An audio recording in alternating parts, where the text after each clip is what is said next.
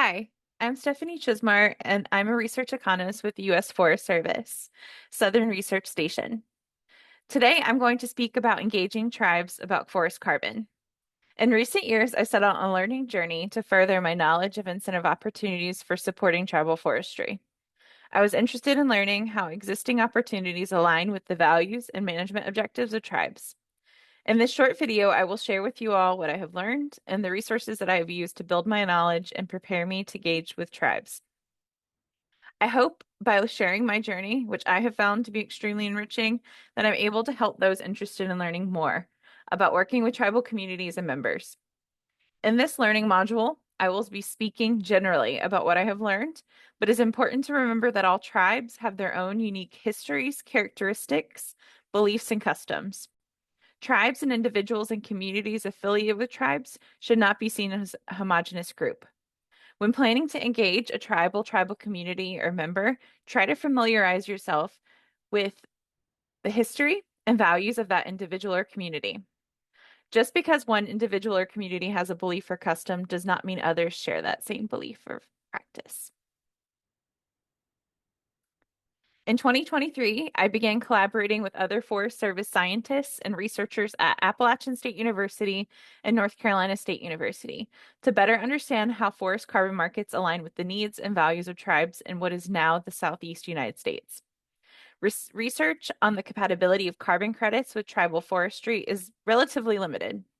Much of what we know is based on the experiences of early participants, which are largely located west of the Mississippi and in the Northeast.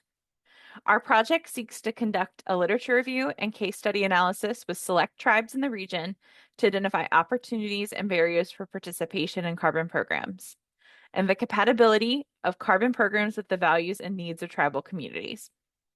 I will draw from this research experience throughout the presentation. My colleagues and I are actively engaging tribes for the case study analysis. At a later time, if we have permission from the tribes we engage, we will share findings from the study. Before you engage with tribes or individuals affiliated with tribes, there are a few concepts that you should be aware of. My work has largely focused on engaging natural resource and forestry professionals employed by federally recognized tribes to steward forests within their jurisdictional boundaries. For example, trust lands and forests within reservations, as opposed to privately owned land by tribal members. This is an important distinction as the federal government has trust and treaty responsibilities to federally recognized tribes that are codified in the U.S. Constitution and treaties. There are 574 federally recognized American Indian tribes and Alaska Native tribes and villages. These tribes are treated as sovereign nations with the power to self-govern. In addition to federally recognized tribes, there are also state recognized and unrecognized tribes, as well as intertribal organizations. In addition to engaging tribal nations, my research has started building relationships with intertribal organizations such as the National Indian Carbon Coalition and First Nations Development Institute to learn about their work to support tribes in stewarding their forest lands. These organizations offer invaluable guidance for tribes and those working with tribes. Tribal land holdings are commonly categorized as trust land, restricted fee land, and fee land, although other land designations exist and vary by tribal nation.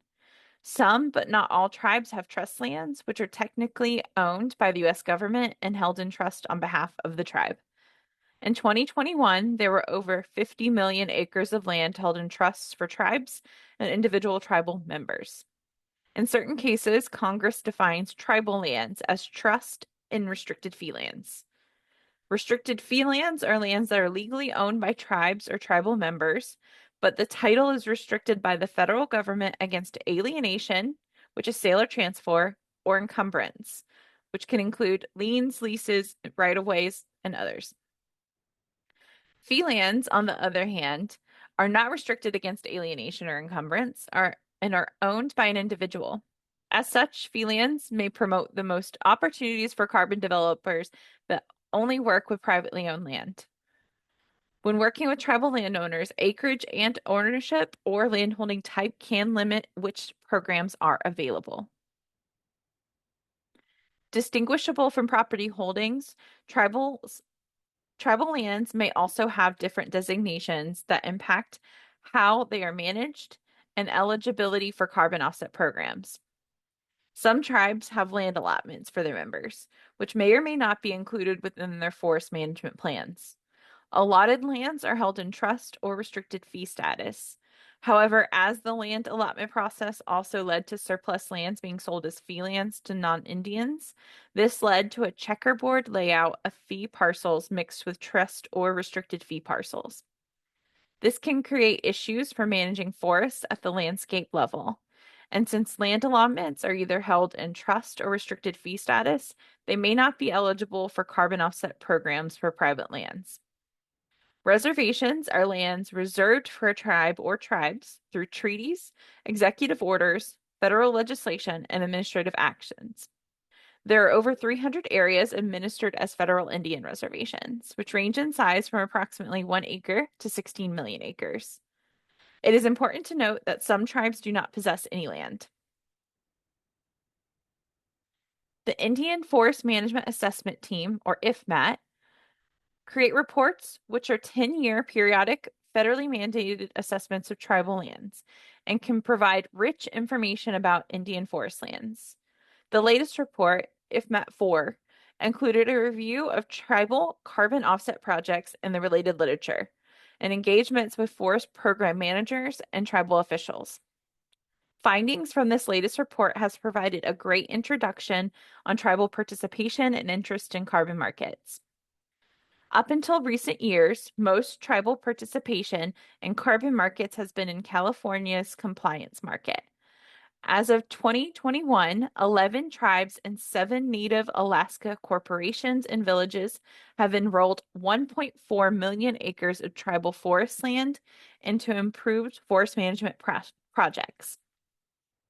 These projects ranged in size from approximately 115 acres to over 500,000 acres.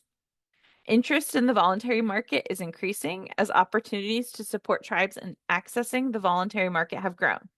For instance, the U.S. Forest Service has partnered with the National Indian Carbon Coalition to assist tribal nations in determining the feasibility of carbon projects on their forest lands.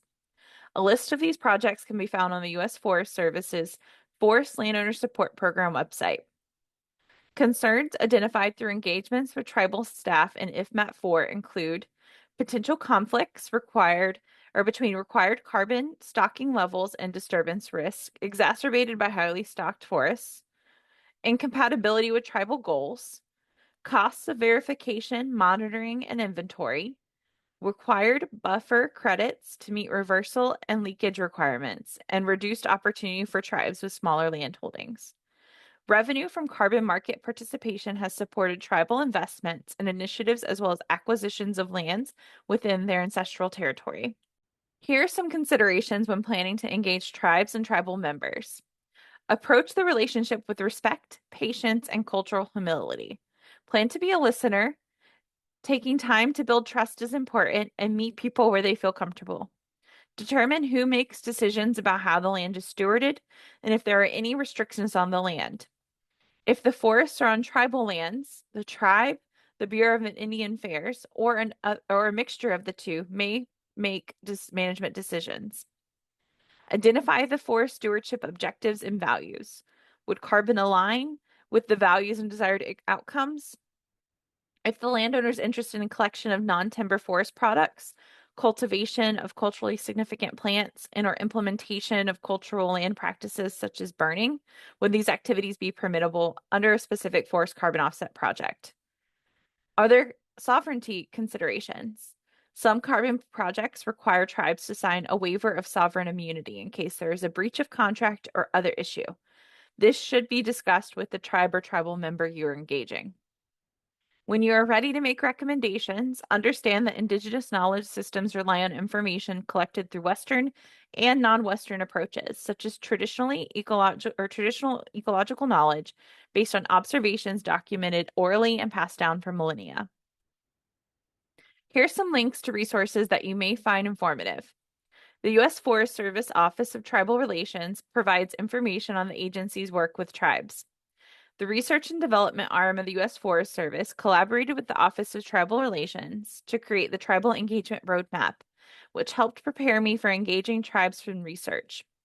I also included the link to the list of funded projects that I mentioned previously. The Intertribal Timber Council hosts an annual symposium and leads the IFMAT reports. Each report is listed on their website. The National Indian Carbon Coalition details the carbon projects they have collaborated with tribes on, including the Mississippi Band of Choctaw Indians and the Blackfeet Nation. They also have created a map of federally and state recognized tribal lands. They overlay spatial data with the U.S. Forest Service and National Land Cover Database, among other data sets. Here is an example of the National Indian Carbon Coalition map for the Waccamaw Siouan tribe. As an exercise, you can explore the tribes in your region and identify their forest area and other land characteristics. Thank you for listening and for being open to learning about working with tribes and tribal members.